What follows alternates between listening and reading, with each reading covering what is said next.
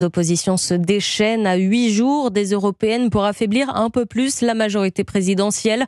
Le Rassemblement national dénonce une gestion catastrophique des finances publiques, tandis que la France insoumise redoute de nouvelles coupes budgétaires. Et justement, c'est la dernière ligne droite pour la tête de liste du camp présidentiel, Valérie Ayé. Et oui, crédité de 15 à 16% des intentions de vote et talonnée par le socialiste Raphaël Glucksmann, Valérie Ayé joue son va-tout aujourd'hui avec son dernier meeting national à Aubervilliers devant 3000 personnes et l'objectif est toujours le même, mobiliser sa base électorale. Alexis de La Fontaine. Nous devons sortir nos électeurs du canapé, voilà l'objectif affiché par un proche de Valérie Ayé. La majorité présidentielle est bien consciente que sur les 10 millions d'électeurs d'Emmanuel Macron en 2022, une grande partie a prévu de bouder les urnes. C'est une abstention sanction contre le président, concède un député Renaissance.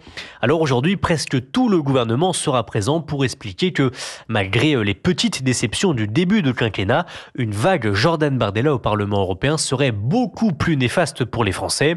Dans son discours, Gabriel Attal voudra ainsi responsabiliser les électeurs.